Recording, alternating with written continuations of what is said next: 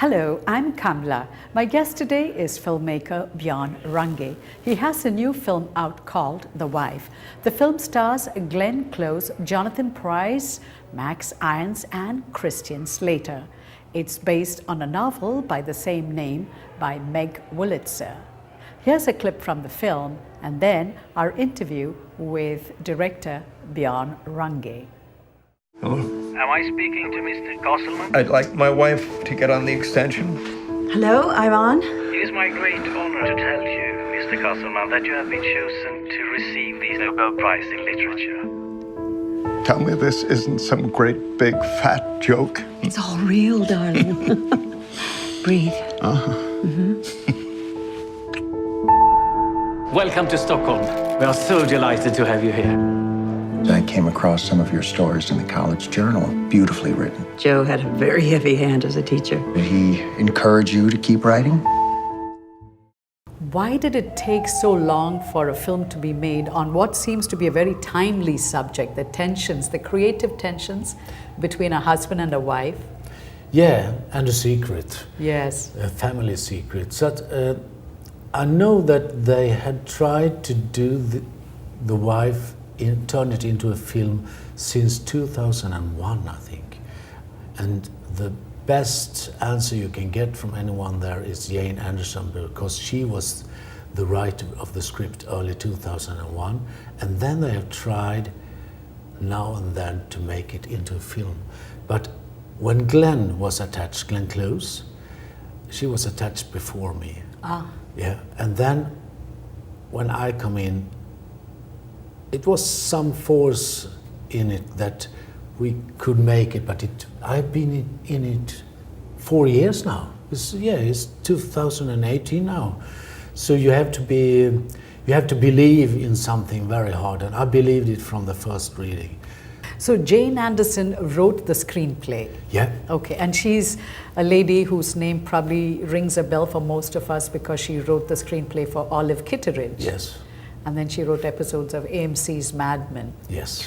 What was it like for you to work with Jane Anderson? It was absolutely beautiful because she was very much into how I saw the story also. How did you see the story? When I read it, I understand it perfectly well. But the version that I read was also there was a voiceover included in the script. And I said, let's do a version without a voiceover. So Why? Why did you want to? Because voiceover can be very thrilling and it can be very exciting but it's hard. I think it's challenging because maybe 90% of all voiceovers are not so very good. This was a good voiceover, but I think when you remove the voiceover, it's interesting to see what's left and how we can show the audience the story without telling them on the soundtrack. So for me, it was a challenge to ask Jane, can we do a draft without the voiceover? And she did it. And suddenly I think it was much clearer, the script. And it also gives the character of Glenn Close, Joan Costelman, more space to expose her acting. And that's important. So the story is about the Castlemen who have been married for 40 years, husband and wife, and they have 2 children, and they're going to become grandparents. But also the husband is on the cusp of winning a Nobel Prize, and that's how you open. And then he wins the Nobel Prize. Yeah. Were you chosen because you are from Sweden and the Nobel Prize is from Scandinavia? I think so in the beginning, I think so. And also because I have done films before, Swedish films, Scandinavian films, that are touching the subject between relationship within the family. So I think the Danish producer, Meta Louise Foldager, that included me, thought that I was a good guy to work with actors in this kind of context that the script is in. The film is set in Stockholm very much. But you shot it in Glasgow. Yeah, we shot it in Glasgow. Why? Because the film is set in 1993-94, and then the flashbacks go back to the late 50s and early 60s here in US. But even Stockholm is not what it was in the 1993. So much has changed. The colors, how the interiors looked like back in the days. They don't look like that anymore in Stockholm. But it was strange enough when we were in Glasgow and I was looking at the locations there, I could find there was some kind of colors, more a little bit darker colors, that was very much in the Stockholm in the 90s. So actually, Glasgow, the interiors in Glasgow were much more look like how it was in Stockholm than Stockholm is today. How much has Ingmar Bergman, I know it's not a fair question because he's Swedish, and but it is kind of an automatic question. How much of Bergman's films have influenced you, because he also explored the same kind of tensions, right, in some ways. Are you working with film in Sweden and you are in my age, a little bit over 50, then you have grown up with Ingmar Bergman. Ingmar Bergman's films were screened on the TV when I was younger. He has even been a teacher for me in my class during 3 weeks at the film school in the 80s. So Ingmar Bergman, he has been there since I was born. And everyone had a relationship to Ingmar Bergman in this little country, Sweden, because he was world famous. And he also was dealing with dark secrets, the family secrets. So he was not loved by everyone. I remember many people didn't like to see his film because he said something about the audience that many in the audience didn't like about themselves. So of course I'm inspired, and his films has done impact on me for a long time. They're not as dark. Your film is not as dark. It has a light touch. Yeah, and I like that. Yeah. Where did you get that light touch from? Suddenly, somewhere in the life, you understand that to be alive is also to take care of your energy. And the energy is a force, and I think that force has a light around itself. It doesn't have to be dark. No, but I'm not afraid for the darkness, and I think the darkness, if you can deal with the darkness, you can't really take care of the light in your life. So for me, in this film, the light where we could put in light is very important, and the humor that is here and there also is very important. Yeah, so the opening scene was very, very humorous and very surprising. Considering there's an older couple, I'm not going to give it away. I'm like, who wrote this? Was that the first scene that you shot? With those two actors, yes. Really? Yeah, we start there. So we did actually the last flashback, without giving it away, but it was also with the younger couple. Yes. We did that the same day when they were in that house. And after lunch, we start with the older couple, the first scene in the film. The opening scene. Yeah. How awkward was it for all of you, or had you all practiced?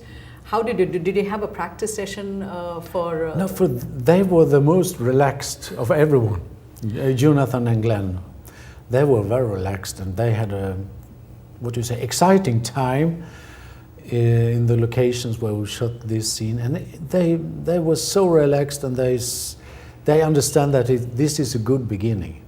So and I like it. I liked it the first time I read it because it was in the first script that I read, and I love this. It's a wonderful start of the film. Yeah, because you don't expect that kind of an opening. No, and you don't know where you are. Who are those two people that you are suddenly very close to? So, no, I love the scene. Okay. Yes. Why did Glenn Close become attached to the film? You have to ask her, but I think she saw a character in a story where she could expose her acting skills and her experience of her own life through that character in a very good way. So suddenly there was an opportunity for her that she couldn't say no to. I think it's something close to that answer. This is a Glenn Close that we haven't seen. Very restrained, Yeah. very, almost, she's underplaying the role, Yeah. understated. Yeah. And there are rumors, or there's a buzz, that she could probably be nominated for an Oscar for next year, 2019. Yeah, and I don't dare to think those thoughts. For me, I'm so glad for the film. I'm so proud for what we have done together, and that's the energy around the film now. I'm very grateful for that. Okay. And what's happening next is out of my control. Okay, but you also won a Silver Bear at the Berlin Film Festival. Yeah, we won a Silver Bear and actually a Blau Engel prize for the best European film 2004 for a film that I did. I both wrote and directed, Daybreak. And I think Daybreak was the key for all my connections with the American producers and the actors. So it was a film that everyone saw and liked very much. And if I haven't done that film, I was not going to sit here. This is my first film of yours. I couldn't find Daybreak. No, and it was American, it was distributed in US. I haven't seen it, so I actually went looking for it on Amazon and Netflix. I couldn't find it. I will talk to them that distribute the film, because I have done 6 films during my life, feature films. But when I rethink it over, really close to my heart, there is only 2 films that I've done and that I'm extremely proud of: Daybreak and The Wife. And The Wife is your first English feature film? Yes. Okay. How excited were you, because this is your first English feature film? Did you have butterflies in your tummy? Because you've never worked with Glenn Close, you haven't worked with Jonathan Pryce. No, exactly. And I have a deep respect for them all. But you know, I prepare so much, so many months before we start the shooting. I am at the locations. I prepare everything. So when they come, I just are there to take care of their acting skills, their acting energy. And I try to create a mood on the set so they feel that they are free to be free. And when they are free to be free, something can happen in the acting.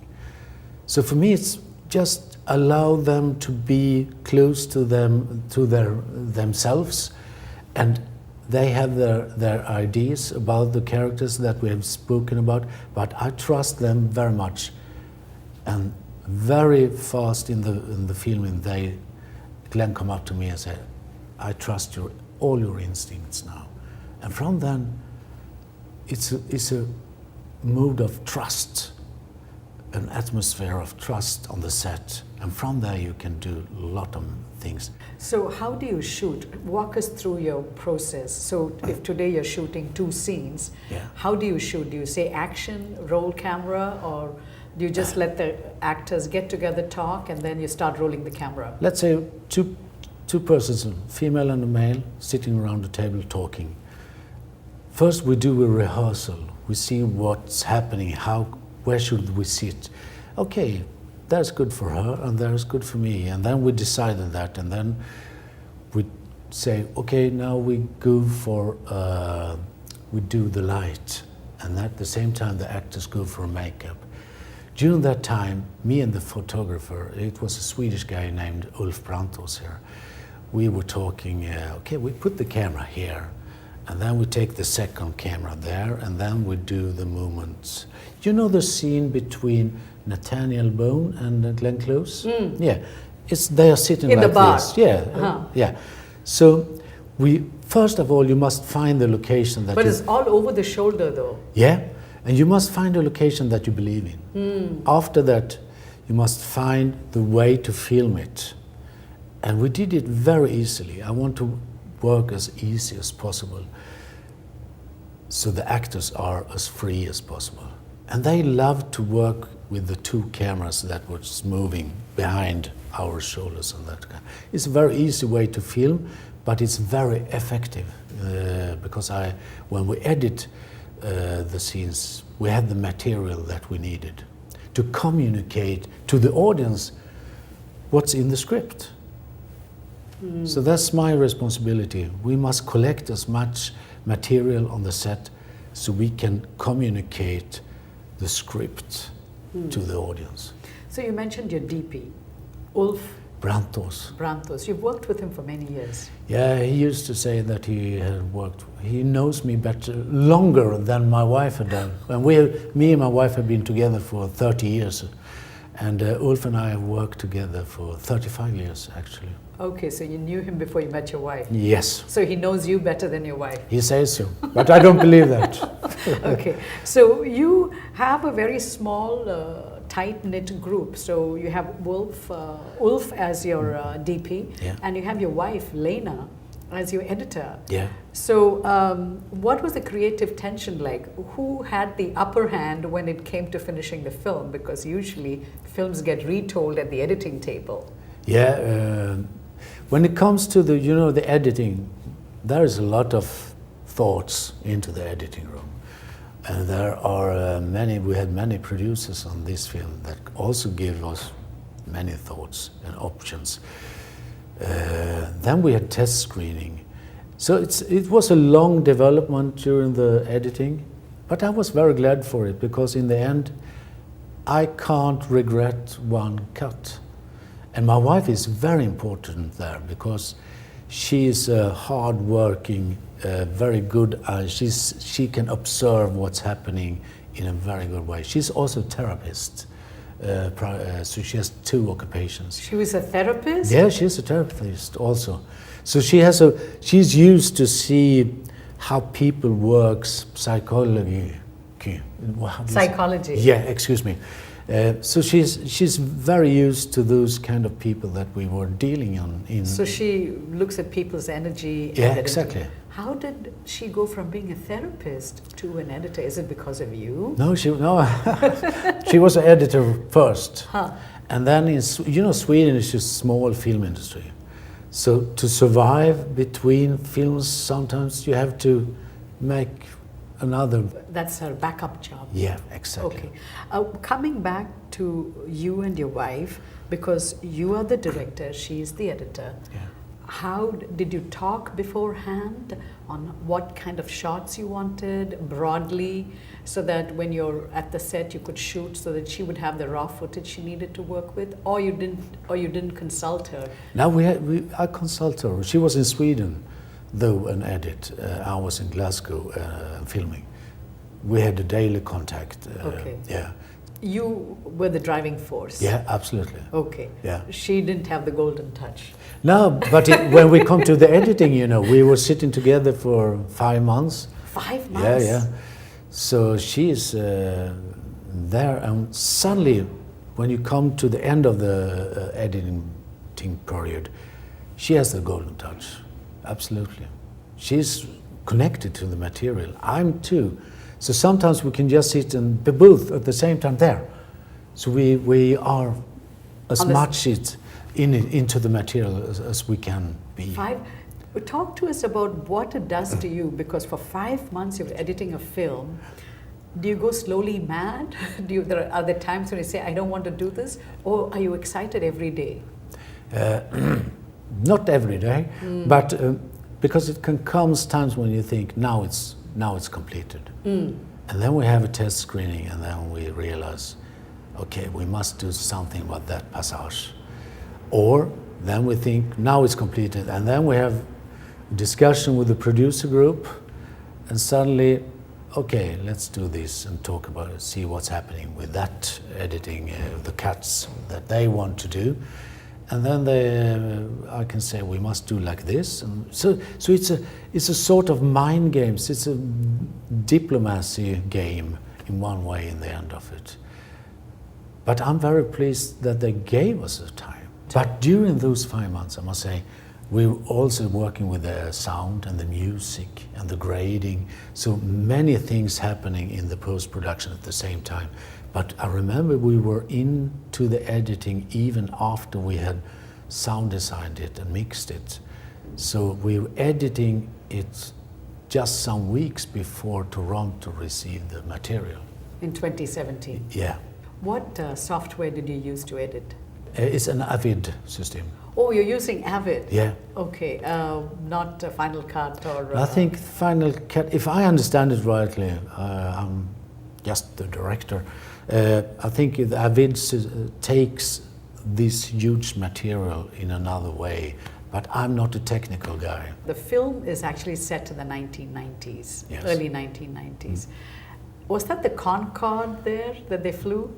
Yeah. Plane that you showed? Yeah. Really? That's a real Concorde. Have you ever flown in a Concorde? I would love to, but No. this one was on the ground. Because we were looking at many different planes, but this was so exotic in one way.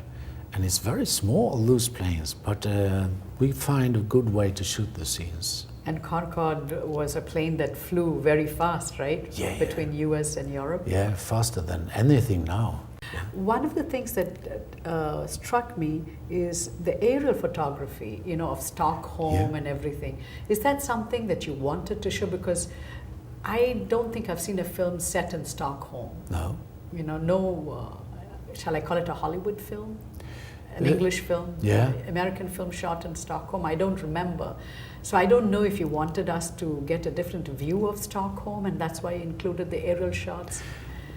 In one way, it has, before we shot that aerial shot, there were snow falling over Stockholm. And that winter there was no winter in Stockholm. So that was one of the few days that they were snowing in Stockholm. And we said, let's take an aerial shot now because this is exotic in one way. So we took it and then we look at it, the material, and then we edit out some frames out of it. And I think it works. It presented the city in a easy Very different way. Yeah. Very different way. I want to switch back to Glenn Close. Yes. And the younger Glenn Close is played by her own daughter, Yeah, Annie Stark. Annie Stark. How did she come to be part of the film? I was over here in Los Angeles and had screen tests with different actors that could be a possible younger Joan in the film. And it wasn't easy. You can find one actress that was really good, but she didn't look very much as Glenn Close, and you couldn't believe the connections between them. And a screen test is the one after another, and after 3 days, I remember Glenn called me and she said, how does it go with the screen test? Oh, it's not easy. I can't say that we find anyone yet, but we continue to search. And then she said, I don't like to say this, but I have actually a daughter that is an actress. Can't you take a look at her? Well, that's marvelous. I didn't know that.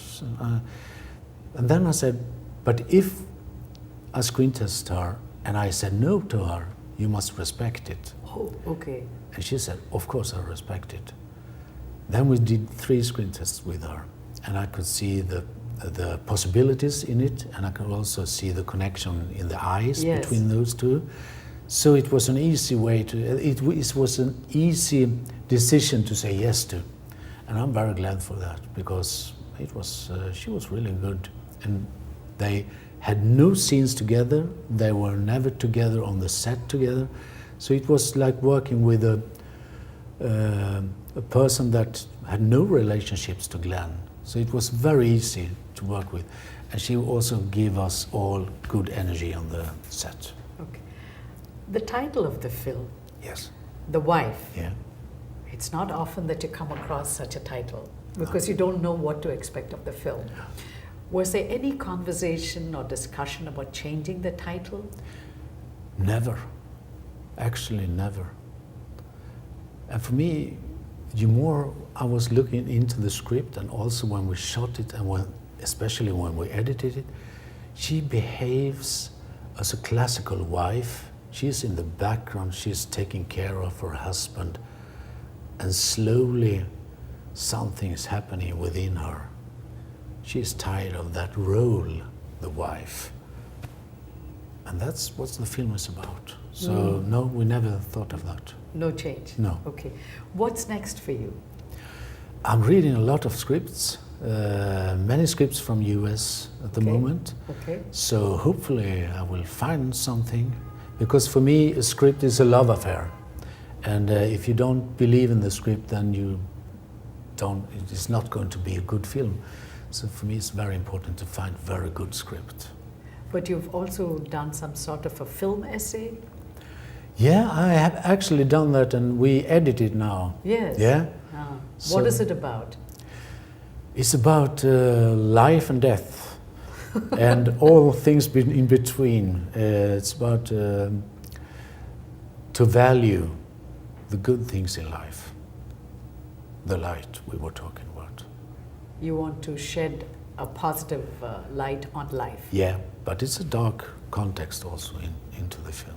Why is it that when we talk to any Swedish filmmaker, there is always this concept of darkness? Why? Maybe because we're living in, do you know, the Sweden is on the same latitude as Alaska. Ah. So the half of the year is very dark up there.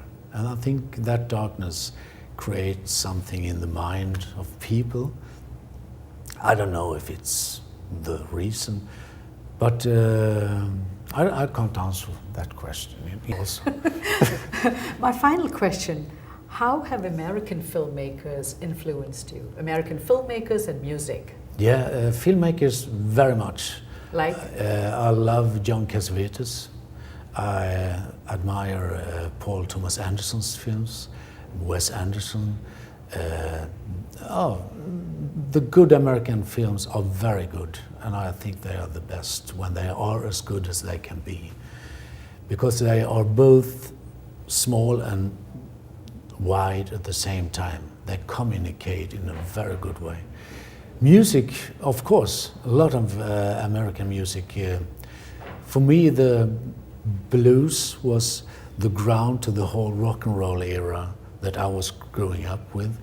And my sons is very much into hip hop and rap and that kind of things. So yeah, it's a statement there. Do you also listen to ABBA?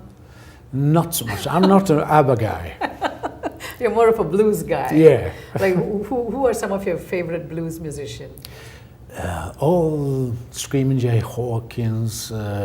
Howling Wolf? Howling Wolf, yes. He is wonderful. Okay. Yeah. And And from there you go into the other tradition of the British pop music and so, and that's also lovely. so I'm thinking Mick Jagger, so you're a fan of Mick Jagger. Yeah, he's like a museum, I think. But it's a good museum. I saw Nick Cave now and the Bad Seeds in Sweden. I loved him. Yeah. Well, Bjorn, it was such a pleasure to talk to you. Thank you so much. Yeah. Thank you. Thank you very wish much. you all the best with the wife. Yeah. Thank you very much. Thank you. And thank you for watching. If you missed any of our shows, you can watch them on our YouTube channel. We'll be back again next week with another edition of our show. Until then, goodbye.